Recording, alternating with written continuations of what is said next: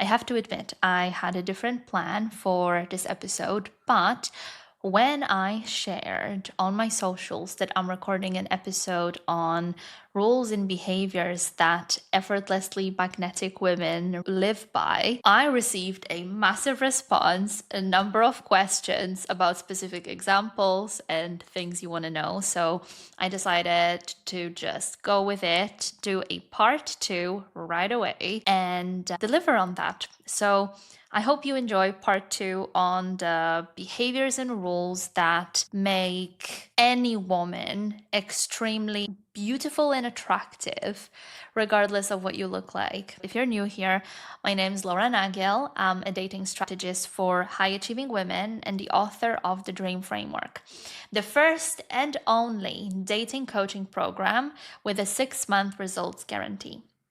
I have helped over 100 women find the one within weeks and months, and I would love for your story to be next. Let's get into it. Behavior number one that these insanely magnetic, hot and charismatic women live by is they look at actions and not words. It sounds so simple, but if we're honest, so many of us women have the tendency to overanalyze, over intellectualize, and just explain and find excuses for why men do what they do instead of just holding them accountable and looking at what happens at face value. Nuance is a privilege. Nuance is something that can be earned when you've already been with someone for a while and you got to know their character and you know that they are consistent and reliable, and if they're not, it means something happened. But this is a privilege that is granted only when you've had a chance to confirm that this type of character is there. And this applies to not just dating, but people in general, by the way. But until a guy proves to you that he is intentional, that he cares about you, that he's there for you, if he is not showing up the way you want him to show up, it just means two things. One, he is not that into you, which is fine. It just allows you to move on and find someone who truly is. He is not ready to date, like dating is not a priority for him right now, which again signalizes serious misalignment, because if you're watching this video, it means that you are serious about dating right now. You want to find someone now, not in 2 years when they settled with work or whatever else they need to find themselves in or get established in. So that's number two. Actually, there are 3 points. And the third one is that maybe he's just not that capable and he can't manage work and social life and dating, in which case, again, this is not the man for you. I am speaking to high achievers here, women who want to have it all, women who are capable of juggling multiple responsibilities, multiple work streams, if you will. And so that guy that they end up choosing for life needs to be a match. If he's not even able to text you back, if he's not even able to text you back at a pace that is acceptable, if he's not able to plan dates in advance, if he's not able to take care of you the way you want to be taken care of, what is the point? So respect yourself, respect your time, and look at behaviors and not words. Talk is cheap. Sweet words cost nothing. It's the action, it's the consistency, it's the being there that costs them time, costs them thought, costs them intention. So only when they give you that can you really be sure that they are serious and this is going to go somewhere. And until somebody gives you that, you don't give them your time. Behavior number 2, these effortlessly magnetic women are never desperate for attention. They don't have to be loudest, they don't have to be funniest, they don't have to be the prettiest. They know their worth. They're in love with their essence. And if you're like, what the hell is essence? Go back to the first part of this where I explain what the essence is and how to understand it and how important it is that you find it first, fall in love with it, and how big of a foundation this is when it comes to dating. But for the purpose of this episode, knowing your worth, understanding what you bring to the table, and not needing everyone to realize the value of these things is such a game changer. Because the reality is, just like with a group of friends, you don't need everybody to like you. If you're here, I assume that you've done enough personal development to know that it's impossible to be liked by everyone. And in the same fashion, it's impossible to be loved and desired and adored by everyone. So, as soon as you get over that and you're okay with the fact that some of the men I find attractive don't find me attractive, and that's fine, because I know that there are so many men who will be crazy about me, every aspect of me. So, what I need to focus on is actually working on myself, perfecting myself, and of course, expressing myself strategically, but this is not in the form of amplifying my message, if you will, as much as I can, being the top one person, being the most visible, being the loudest. It's not about that. It's not about chasing attention. It's about attracting it. And attraction is never achieved through desperation. Ironically, being okay with people not noticing you is what causes them to pay more attention. Number 3, hot and charismatic women are not afraid of rejection. And this is obviously easier said than done, which is why this internal work is the most important piece of the puzzle, always.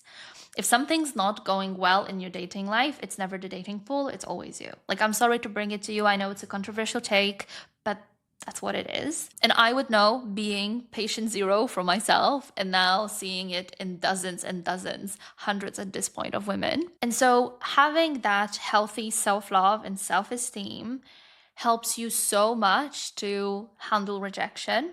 And when I say you're okay with rejection, I don't mean it in any way that you are the one who's doing the pursuing. Absolutely not. But this is about being able to express your feelings, being able to allow yourself to feel in the first place, but also being genuinely warm, being genuinely open, being kind, not trying to pose as someone who's hard to get, as someone who's blasé, unfazed, not easily impressed because you want to seem so cool. No, allow yourself to feel all these things and allow yourself to show interest. And if at any point a guy backs out, that's fine. Actually, the best attitude you can have is to be grateful because, again, he saved you time. If he's not that into you in the dating stage, if he just had you as an option, if he met someone who he thinks is a better match, all the best to him. You want someone who falls in love with you for life, right? Give yourself, give your love life the opportunity of always putting your best foot forward, being your true self. And if somebody rejects it, that's great. That's great. That allows you to free up that space that your husband can take one day. That allows the space for somebody to come in and adore you for every little part of your being, for every little behavior that someone else could find odd. Allow yourself that. So don't be afraid to show interest. Don't be afraid to show your true colors. Don't try to be cool. Don't try to be someone you're not. As much as you want to be maybe quiet and mysterious. If this is not you, you need to first of all accept it. So we keep going back to that self-love piece. But second of all, trying to act it out is never going to work in the long term because we can only pretend for so long. And yes, putting our real selves out there is the riskiest option of all because if somebody rejects it, they reject us, right? But the thing is, if you approach it that way, if you truly let go and you're like, you know what, this is me, take it or leave it, some people will leave it. Like, you need to be aware of that. But the ones who stay, these are your true friends, and this is your guy. Dating behavior number 4 is that in the initial stages of dating, women who are effortlessly magnetic, women who are hot and charismatic, they don't focus on what the guy is thinking, on how well it's going. They don't try to foresee the further trajectory. They don't try and engineer what's going to happen later. They focus on how they feel. If they like the guy, if they like how he shows up, if they like how they're being courted. So actually, they don't just take the potential and run with it and create this whole fairy tale of what can be potentially in a few weeks or months or years. They just lean back and allow themselves the time and space to observe the man and be like, okay, well, I have a certain vision of what I want. Let's see how capable you are of fulfilling it. Let's see how comfortable I am with you. Let's see how good you make me feel before I even get to revealing that vision to you, not to mention include you in it. And this is what makes a massive shift, because that man feels, again, this is not something that is done on a verbal level. This is not about saying I have high standards and I won't accept whatever, because a man can feel your desperation. We're like animals in this aspect. So if you're desperate, people can feel it. And it doesn't matter the context, not just in dating, but when it comes to negotiations, when it comes to job hunting, when it comes to anything, like we can feel the desperate energy. And so focusing on yourself, focusing your attention on how I'm feeling, what I'm thinking, how does that feel to me? How is that relevant to what I want for myself? Shifts that dynamic and helps you to really stay in that position of the person being pursued rather than pursuing and trying and hoping and planning that this time it actually goes somewhere. And speaking of things being done on nonverbal level, behavior number 5 is that these effortlessly magnetic women let men feel the consequences of their actions, not through talking, but through limiting access. And what do I mean by that? Our default as women, very often when something happens that we are not okay with, that we don't like, is that we write both each other, like as in friendly situations, but especially in the dating context or relationship context, we will write each other these long paragraphs or record podcasts of content in voice notes about what is not working for us and how it hurt us and what it means for the future and the changes we want to see. And when we do that, one, we step into the mother role, because it's like, I am trying to shape you, I am trying to raise you, I keep giving you chances. If you're threatening, again, this is the parent role. It's like, you better do it or else I'm gonna punish you. You are reaffirming to this man that you're choosing him because even though he is not performing at the level you want him to perform, he's not showing up for you the way you want him to show up, you are still there. You're still there, haggling, nagging, trying to get him to do these things, even though he clearly has no interest in them. So you're showing to him, even though you're not pulling your weight, I'm gonna do it for both of us because I chose you. For better or for worse, I accept it. I might not be happy with it, but I tolerate it. And so the way in which the women who are always pursued, who always have men around them, are different is that they don't mess around. They respect themselves too much to waste time and try and nag a guy who clearly doesn't want to do something. They think about it like this: if I tell you that I need something and you ignore it, at this stage we're at right now, at the dating stage, we're not even together, how is that going to go when we are in a committed relationship? When we're married, when we have kids, when I'm tied to you in a more serious way? If you're not pulling your weight now, why would I risk things getting even worse? And so, if you're not there for me, I'm not gonna be there for you. And this is not about keeping score. This is about, you are withholding your time and thoughtfulness towards me. I'm gonna withhold my time and access that I have for you and spend it on taking care of myself or pursuing other matches. Simple as that. And so if you meet a guy for an amazing first date and then you're talking, sort of, but he's not very consistent with the texts, he hasn't planned anything, don't you dare asking him, when are we gonna meet? Like, are you free? When are you free? Or what's even worse, if he casually mentions next Saturday and it's already Thursday and he hasn't said anything, don't you dare keep that slot free, because he is not respecting your time,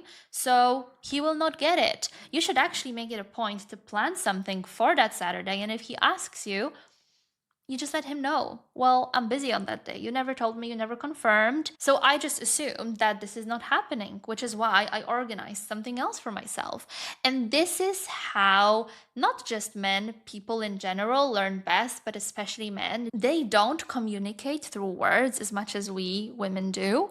They communicate through actions. And so if you're very clear with your actions that I am not here to take crap, I am not here to be an option, I am not here to be the second best, he will either drop off completely because this is the stage of life he's at right now. He's just looking for convenience, or he will really step up his game because he will not want to risk messing it up with you and losing his chance.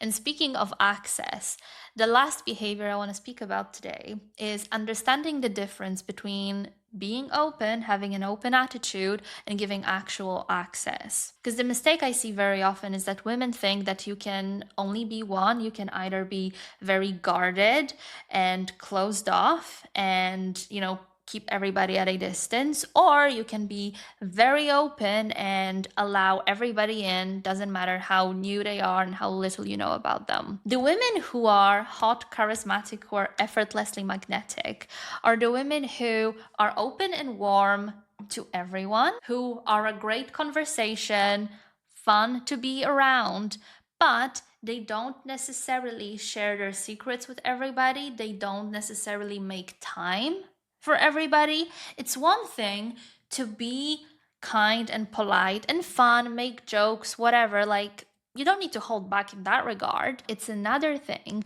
to take time out of your diary to meet with someone. It's another thing to make time for a phone call. It's another thing to give them access to your thoughts and feelings on a deeper level.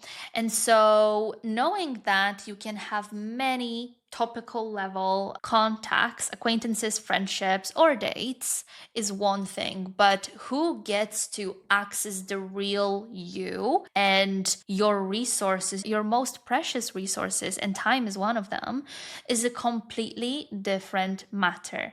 And so having that clarity on, I am open to everyone doesn't mean I have to be available to everyone, is something that really helps to build up that magnetism, because this is what builds the mystery. Even if you're not naturally a quiet, reserved person, and most people are not, especially the type of women that I work with, because also, I'm going to go on a tangent here. My ADHD brain just cannot help itself. Some people are introverted, but it doesn't mean they're mysterious, right? That's a whole different thing. Like, some people are just introverted and it's like they're invisible, but it's a different thing to be reserved and mysterious. Not many people manage to master that. And again, I don't believe in trying to be in a certain way. You are either born that way or you're not. But anyway, going back to the main point, you don't have to be that mysterious femme fatale type of person. You don't have to adapt that persona. If you are yourself, if you're open, friendly, fun, and bubbly, and at the same time, you have strong boundaries around your time, around the level of access you give to people, that is so insanely magnetic. Men cannot resist it, because that's what builds the mystery. What does she do in her spare time? What does she do? Who is she talking to? Like, what's happening? I want to speak to her. She's not always available to speak to me. And this is not about playing games. Again, we're not trying to be cold or play hard to get. This is about genuinely respecting yourself, respecting your time and how you spend it. Time is our most precious resource. And so if you see it that way, if you see yourself, your time, and any other resource that you can think of as so precious, you will act accordingly. You know how you can be kind to so many people, but you wouldn't just be going around giving them money, right? That's how I want you to treat your time, the access to you.